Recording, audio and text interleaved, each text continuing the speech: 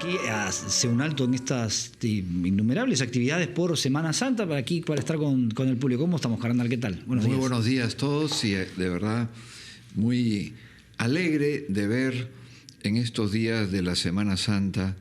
Anoche, por ejemplo, estuve en la procesión de Surco, un distrito que tiene una tradición de siglos. Uno de los sitios más antiguos, el pueblito de Surco en la Plaza de Armas, estaba repleto de gente, una procesión del Señor de la Agonía, la Virgen Dolorosa, y era como, para mí fue un recuerdo de mis años de Ayacucho, en que también en esta ciudad de Huamanga hay esa enorme tradición religiosa que prácticamente ha incorporado el aspecto cultural, el aspecto turístico, pero queda muy grabado en el centro el motivo religioso. Es decir, yo creo que esto es algo que en estos días, con mucha alegría, uno dice, este pueblo nos sorprende, este pueblo peruano nos sorprende. Nos sorprende en el sentido más positivo, porque en toda familia, en toda ciudad, y cuanto más humilde y más provinciana, más profundo, este sentimiento de dolor ante la muerte del Señor, este sentimiento de arrepentimiento, este sentimiento también de gozo en la Eucaristía, es decir, el día de la visita de los monumentos ha sido una multitud que convierte la calle como en su sala de estar. Y tú ves la gente caminando por las pistas, muchos jóvenes, muchas familias, tanto en los distritos como en el centro de la ciudad. Entonces todo esto va acompañado de que los sacerdotes tienen horas y horas confesando a la gente, porque es el día en que uno busca ese perdón de Dios y ese arrepentimiento. Bueno, estas señales, yo quisiera un poco, en esto que está tan de moda, ¿no? Es decir, la identidad de nuestro pueblo tiene en su núcleo un enorme sentido religioso. A veces me parecería, ¿no?, que algunas personas o grupos o medios de comunicación o plataformas quisieran convencer al pueblo de lo contrario. Pero el pueblo permanentemente les dice, yo amo al Señor, a la Eucaristía, yo amo a mi iglesia, yo siento el dolor ante la muerte de Cristo. Es decir, eso te lo dice desde un niño pequeño hasta un anciano, ¿no? Entonces se ve que hay que recordárselo a este señor que está con el taladro. No están taladrando el programa. Día de trabajos aquí. Pero vamos a ir a la pausa y luego regresamos en un momento con más aquí en nuestro diálogo de fe.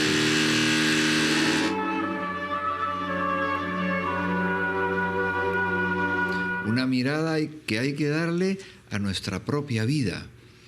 Una mirada conociendo la realidad, no fabricándola.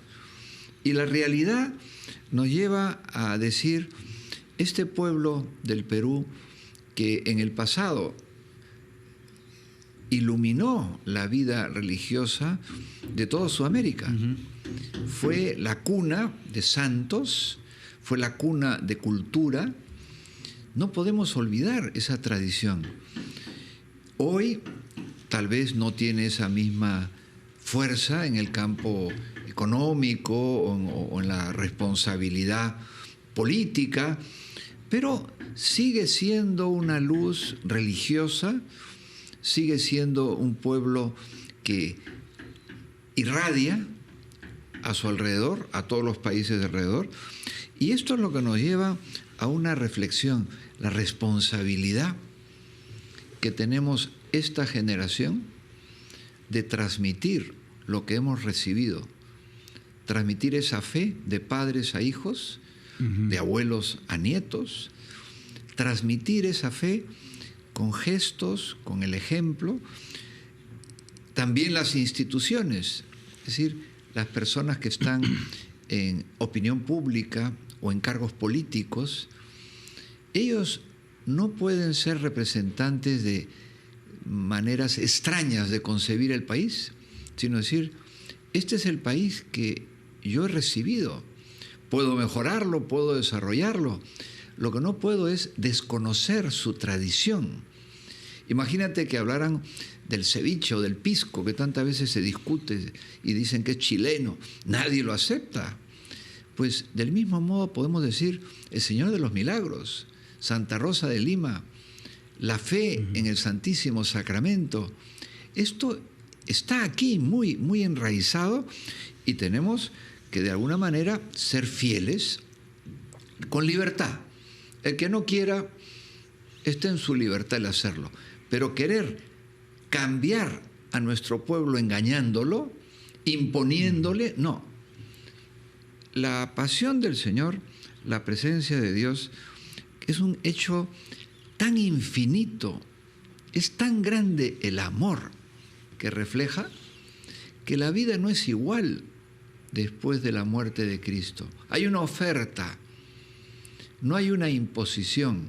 Toda la pasión es un silencio de Dios, es una derrota, digamos, de Jesucristo, y sin embargo, en ese silencio y en esa derrota, son 2000 años que sigue transmitiéndose ese mensaje y esa presencia de Cristo. ¿A dónde está, pues, esa imposición? ¿A dónde está ese intento de enfrentar al Estado con la religión? ¿Por qué? Jesús dice, mi reino no es de este mundo.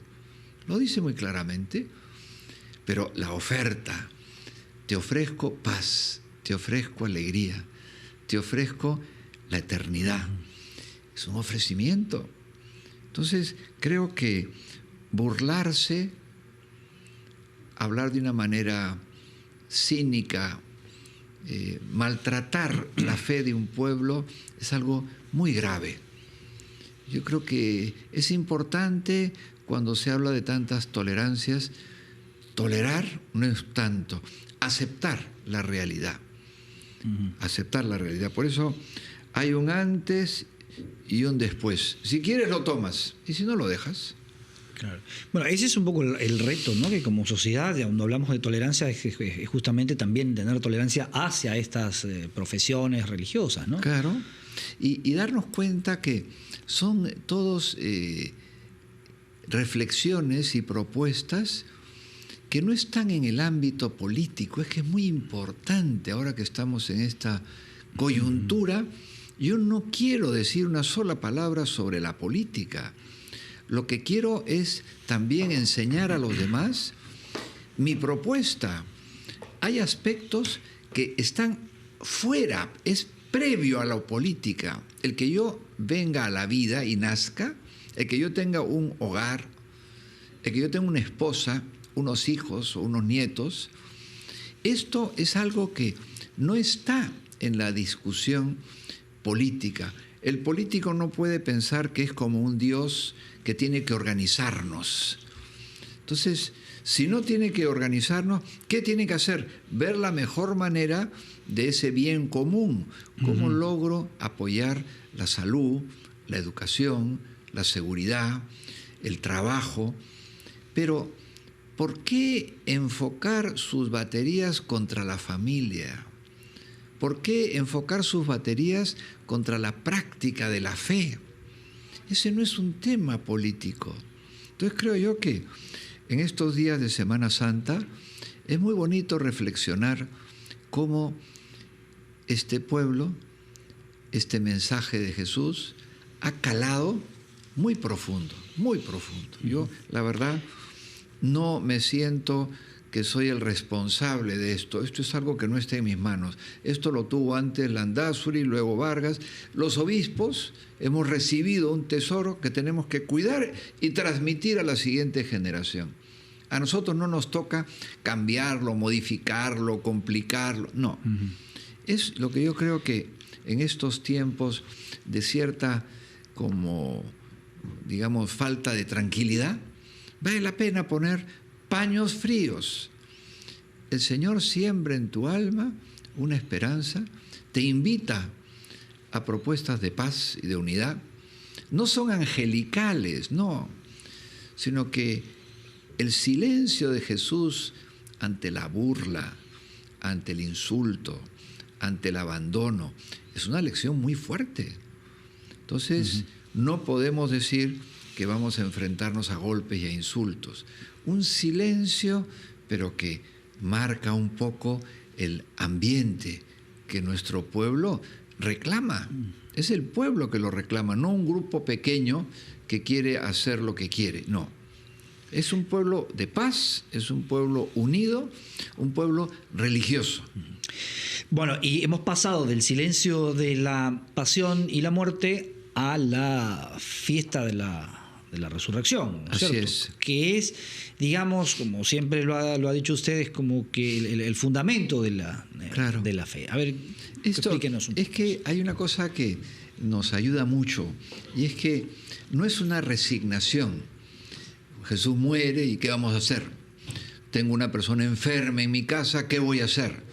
No tengo trabajo, ¿qué voy a hacer? No, no es un lamento resignado, como a veces he leído, no. Es una esperanza que se fundamenta en la cruz de Cristo. O sea, no hay resurrección y alegría si no hay dolor, sufrimiento y trabajo. Este es el mensaje de Cristo. Pero un sufrimiento un poco negativo, irracional, no. El sufrimiento que lleva el mismo ser humano. El ser humanos lleva consigo en la mujer el dolor para dar a luz. En el hombre el cansancio y el esfuerzo del trabajo. En cualquiera de nosotros la fragilidad ante la enfermedad. En cualquiera de nosotros ese depender cuando somos niños de nuestros padres, cuando somos ancianos de nuestros hijos o de nuestros nietos. Esa ley que está dentro de nosotros es una ley que nos lleva a decir, la vida misma lleva un sacrificio. No hay que tenerle miedo. ¿Y cuál es la esperanza? ¿Un mejor sueldo? No necesariamente. No es el éxito el que te promete Jesús. Te promete la vida eterna. Dice, Padre, pero esto es nada. Bueno, yo no te voy a engañar. Yo te prometo la vida eterna y la felicidad en esta vida. Aunque te caigan lágrimas de dolor, la felicidad. Aunque haya días en que estás como oscuro, dudando, como alicaído, pues estarás tristemente alegre.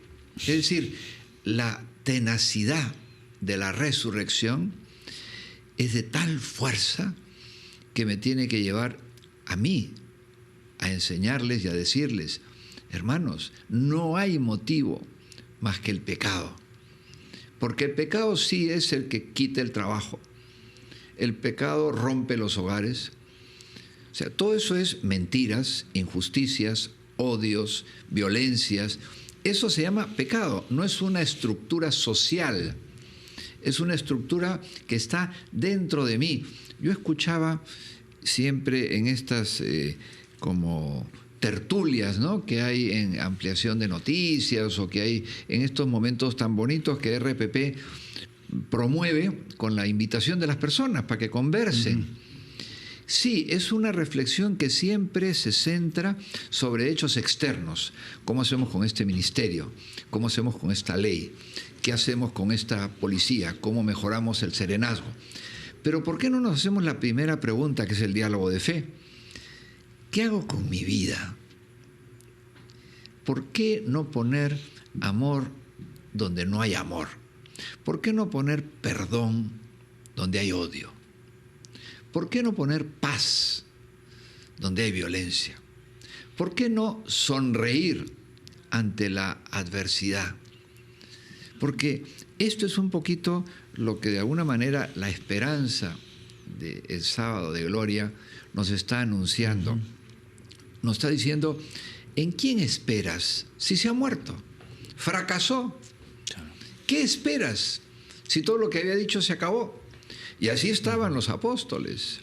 Que eran justamente los que tendrían que tener mayor esperanza. Y así estamos nosotros, hoy, tantas veces ante la adversidad. Pero ¿quién mantuvo la luz encendida de la fe cuando huyeron los discípulos? María, la única que mantiene, porque ella ha escuchado a su hijo. En esas largas tertulias familiares, Jesús le ha dicho, mamá, voy a morir, es la voluntad de mi Padre, acompáñame. Y está al pie de la cruz. Y cuando muere, ella recuerda, me habló de la resurrección, nunca acabó de entender, pero guardaba en su corazón, ¿qué será de la resurrección? Por eso cuando pocos días después dicen, oye, hemos ido y no lo hemos encontrado, corrieron. María enciende la luz de la fe y a los apóstoles los reúne. Vengan, vamos a esperar. Por eso cuando Jesús viene y los encuentra reunidos, está María con ellos. Entonces, creo yo que la esperanza que nosotros podríamos de alguna manera tratar de concretar. ¿Qué esperanza? No a la violencia, ningún género de violencia. Cuando estamos viendo en Europa un terrorismo que los tiene asustados a todos, no a la violencia, y mucho menos a la violencia en nombre de la religión, mucho menos, lo ha dicho el Papa de una manera muy fuerte en esta oración al final de Vía Crucis. Y esa violencia que siempre comienza con la mentira. Hay que proteger la verdad, difundir la verdad, no tener miedo a la verdad, porque toda violencia física es porque yo me siento engañado en el sueldo, en lo que me cobra un taxi, en el precio que me han puesto, me siento engañado. O la nota que me han puesto, siento que alguien me ha engañado. Y esa mentira origina una reacción de pasión. Yo me defiendo solo. Y esa mentira tantas veces surge de la envidia. ¿Por qué él sí y yo no? Del egoísmo. ¿Por qué él tiene y yo no tengo? Entonces vas viendo la cadena y la envidia y el egoísmo trae el rechazo. No acepto que fulanito tenga este trabajo, que menganita tenga. No acepto. Es inaceptable. Entonces nos damos cuenta cómo esa cadena de la violencia empieza en la mentira surge por ese pecado de la envidia, y esa envidia lleva a lo que el Papa llama esa política del descarte. Hay gente que está descartada de la sociedad, el anciano, el niño, el enfermo, excluidos. Entonces pienso yo que es el momento de vivir con un poquito más de paz, la alegría de la resurrección, donde triunfó el amor, triunfó la verdad, triunfó la paz, pero triunfó ¿de qué manera? No fue con eslogans y con el pueblo que da, no, solo, abandonado, clavado en la cruz. Entonces, si la sociedad hoy no quiere dolor, no quiere perdón, la cruz sigue, porque sigue siempre siendo verdad que hay que luchar, pero es una cruz muy triste. Es muy triste que yo vea a mi esposa o a mis hijos o a mis abuelos que no quieren cambiar, igual sufren, sufrimos todos, se desintegra la familia. Dicen, oye, ¿por qué no le ponemos un poquito de paz, de serenidad, de esperanza? ¿Por qué no rezamos? En el fondo es eso, ¿por qué no rezamos? Si el Señor ha prometido su presencia y su ayuda, tengamos fe. Yo lo veo de esta manera, que hay un antes y un después de la Semana Santa. Es como que siempre uno tiene que tener ese espacio para decir, pero un momentito, aquí por qué están pasando estas cosas, ¿no? Sí. Claro, todas estos temas, de estos asuntos que uno discute públicamente son reflejo de lo que, como usted dice al principio, está, digamos, merodeándole a uno la cabeza, ¿no? Sí, yo lo que, de verdad, Jesús no vino a establecer un grupo político, no vino a crear un plan de trabajo, vino a salvarnos de lo que era una cárcel. El diablo, que existe. Hoy día veía en un periódico una encuesta del diablo. Hay como 30% que no creen que hay diablo, por eso son unos diablos, pues.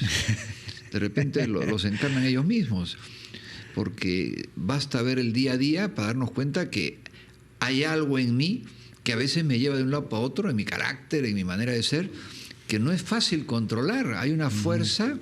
Si fuéramos todos tan buenos, tan buenísimos, todo iría muy bien. Pero ¿por qué no somos tan buenísimos?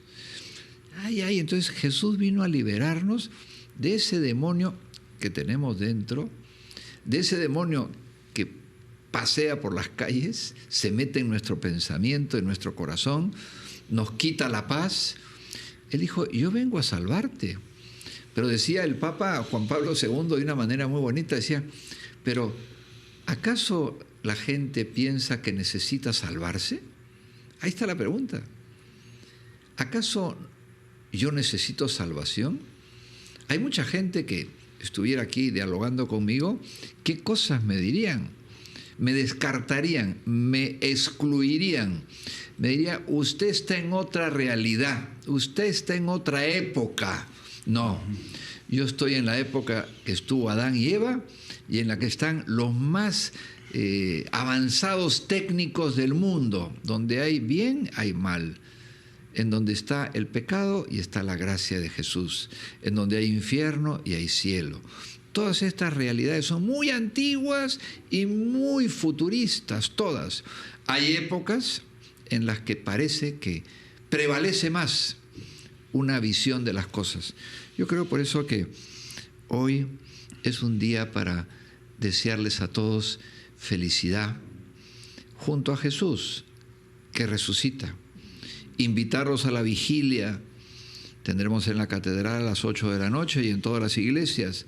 Es una ceremonia muy bonita porque empieza a oscuras. Jesús está en el sepulcro.